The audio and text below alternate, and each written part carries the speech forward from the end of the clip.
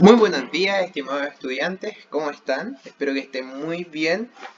Vamos a dar inicio al video explicativo de la asignatura Ciencias Naturales, Biología, ficha número 11, que tiene por tema cadena alimentaria, cadenas tróficas y redes tróficas.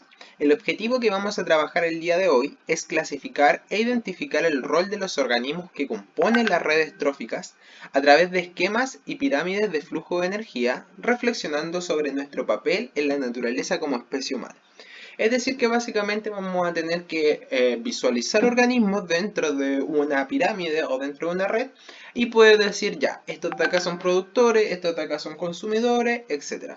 Y también tenemos que hacer una valoración de cómo nosotros estamos en la cúspide de la cadena alimentaria y por qué y acaso eso beneficia o no beneficia a nuestro planeta. Y parte de esa respuesta se puede visualizar en esa imagen que está ahí en la primera ficha, ¿verdad? En la primera diapositiva, que es de cómo nosotros hemos contaminado en nuestro lugar para vivir, que es el planeta Tierra. Sigamos adelante entonces. Primero, saber que los ecosistemas son unidades naturales formadas por componentes que están vivos y no vivos, que interactúan entre sí y a eso le llamamos ecosistema. A los no vivos le llamamos abiótico. El a es una negación en latín, por tanto a es decir no, y biótico viene de vida, entonces no vida, abiótico. En cambio, biótico quiere decir vida. Claramente ahí vemos un río con las piedras, ¿verdad? Y ese flujo de agua vendría siendo elementos abióticos. Por otro lado, ahí tenemos un ciervito y un pastito al lado que vendría siendo lo biótico. Claramente en el GIF del río se ven árboles que son componentes bióticos, pero en ese caso nosotros nos estamos concentrando en el agua, el aire, la tierra, el fuego. Muy avatar todo. Ya, sigamos.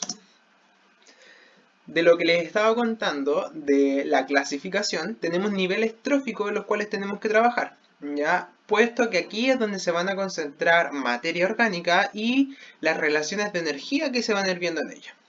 Las cadenas tróficas están compuestas de eslabones, ¿ya? O de niveles tróficos que son los productores, los consumidores, que se clasifican en consumidores primarios, secundarios, terciarios y a veces cuaternarios, ¿ya? Y los descomponedores. ¿Por qué nunca más de cuaternarios? Porque hay una regla que vamos a ver, que es la regla del 10% de la energía, que nos dice que si hay más de 5 eslabones en una cadena, la energía se pierde. Por tanto, no podríamos encontrar a lo mejor un consumidor número 5, ya que no existe quinturnario tampoco.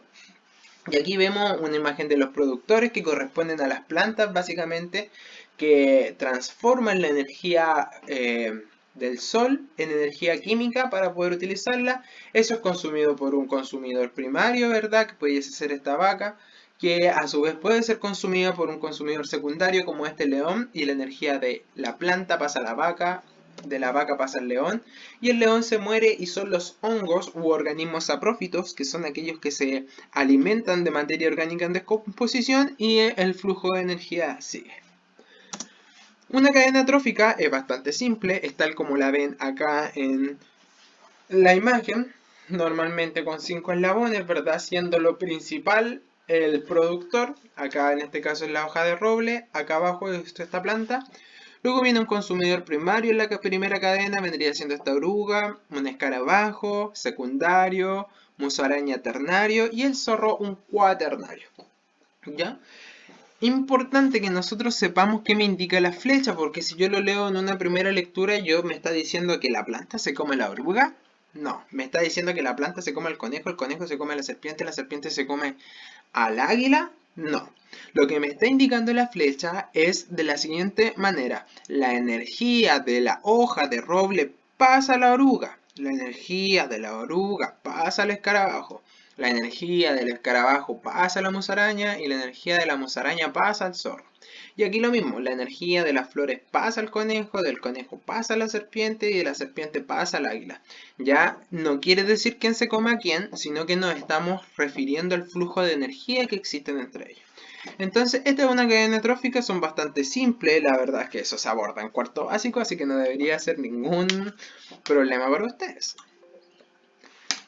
Luego tenemos redes tróficas, que son las interacciones múltiples que existen entre muchos individuos de un ecosistema. ¿Ya? Para ello no nos sirve una cadena trófica. ¿Por qué no nos sirve una cadena trófica? Porque en la cadena trófica, y me devuelvo, solamente existen estos elementos. Sin embargo, en un ecosistema normal no están solamente esos organismos ahí, sino que hay muchos más y esos organismos sí interactúan entre ellos. Por ejemplo, en esta red trófica de acá tenemos que este productor, que es otro roble, la energía del roble pasa a las lombrices, pero la energía del roble también va a pasar a los ratones, pero la energía del roble también va a pasar a los herrerillos, ¿se fijan? Y así los animales se van entrelazando en cuanto a sus relaciones de energía. Por ejemplo, que la energía de esta mariposa, si se la come esa araña, pasa a la araña, la energía de la araña pasaría al herrerillo también, como otro consumidor terciario, etc. Pero dejamos en constancia entonces que dentro de las redes tróficas hay más de un organismo relacionado. Y dentro de eso mismo también los podemos clasificar como pirámides. Tenemos en esta cúspide un depredador secundario. Bajo eso tenemos los depredadores primarios, los herbívoros, ¿ya? Que vendrían siendo un consumidor primario. Lo que pasa es que acá en esta pirámide están hablando de las interrelaciones que existen dentro de esos organismos, por eso dice depredador primario. Pero en estricto rigor, las plantas son el productor, estos que dicen herbívoros son los consumidores primarios, no depredadores. Estos de acá que es la rana y la serpiente serían los consumidores secundarios y por último en la cúspide tenemos el consumidor terciario. Ya, acá dice depredador simplemente porque ellos se depredan, pero nosotros lo tenemos que entender como lo expliqué recién. ¿Ya? Es solamente de todas formas otra forma gráfica de representar una cadena trófica. Acá tenemos otra red trófica, ya está bastante simple. Las flechas de pronto pudiesen enredarnos, pero la verdad es que no es difícil porque es solamente seguir el caminito como si fuésemos en un laberinto. Por ejemplo, partimos de cualquiera de las plantas que vendrían siendo los productores y los productores me están diciendo que entregan energía al conejo, que sería un consumidor primario, al saltamonte, que sería un consumidor primario y al pulgón, que sería un consumidor primario. Por otro lado, más arriba en esta red trófica tenemos los consumidores secundarios, que son básicamente quienes se alimentan o de los primarios o si se siguen alimentando, por ejemplo, acá pasa un caso especial con el jabalí, miren. La energía del romero o de la retama también llega al jabalí, ¿ya? Y el jabalí pudiese ser un consumidor primario, pero ojo, que el jabalí también se está comiendo el pulgón, y es por eso que el jabalí pasa a ser un consumidor secundario. Quizás se lo está comiendo indirectamente porque están dentro de las hojas, que él necesita para alimentarse, pero el pulgón también sigue siendo nutriente para el jabalí. Bajo ese concepto, el jabalí tendría que ser un consumidor secundario, ya porque el pulgón es el consumidor primario. Solamente muestro esta otra red trófica que se debería leer de la misma manera. Esta es una red trófica marina. Ya si se fijan, toda la energía consumida termina en el humano como cúspide de la cadena alimentaria. Solamente se la muestro. Tal como les dije, existe una regla, ya quiere decir que la energía que está de las plantas pasa a los consumidores primarios, pero solamente el 10% de esa energía total. El otro 90% de la energía es perdida en calor, ¿ya? Entonces, cuando una vaca se come una planta, la energía del 100% de esa planta, solamente el 10% llegó a la vaca. Y cuando un humano se come esa vaca, solamente el 10% de esa energía de la vaca pasó al humano. ¿Y qué pasó con la demás energía? Se perdió en forma de calor. Esto se llama regla del 10%. Hay ejercicios matemáticos con respecto a esto, pero para suerte de ustedes no están ni en el currículum, ni tampoco están en la prueba de transición, ni tampoco están en el CIMSE, porque son ejercicios muy difíciles. ¿Ya?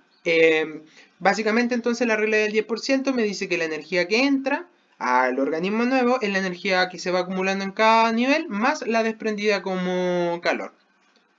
Bien. Bien, la actividad entonces corresponde a lo siguiente. Describan al menos 5 líneas el siguiente flujo de energía, identificando si es una cadena o una red trófica.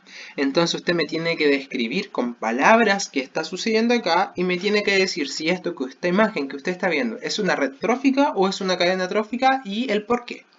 Y por otro lado, tiene que clasificar estos animales que están acá y estas plantas, si son productores, descomponedores, consumidores primarios, secundarios o terciarios, en una tabla organizando los datos. ¿Ya? Es bastante simple, solamente es identificar y reconocer. Por otro lado, y para finalizar con la siguiente reflexión, es una pregunta. ¿Qué rol juegan los humanos en el ecosistema? Y nosotros vemos acá en una pequeña gráfica que los humanos siempre hemos ido en nuestra tecnología y en nuestra economía en ascenso. Sin embargo, esto nos está costando parte de la naturaleza si nosotros fijamos los dos escenarios. Y para ser más concreto, por ejemplo, en 1978 la capacidad de los polos era esta, y en la actualidad hay una cantidad de hielo gigante que también se replica o se puede ver en las sequías de otros lugares del mundo, por ejemplo en el año 2000 y en el año 2016. Así que la invitación es a que cada uno se pueda ser responsable y tener autocuidado de lo que nos rodea, de la naturaleza, puesto que a la fecha nosotros, ahora en agosto, pasando a septiembre, ya hemos utilizado más del 100% del total de los recursos que nos entrega el planeta en un año. Por tanto, estamos en un sobregiro planetario. Y es cosa de sumar uno más uno para saber lo que eso pudiese ocurrir a través del tiempo. Así que eso, chicos, espero que estén muy bien. Cualquier cosa me consultan y nos estamos viendo. Hasta luego.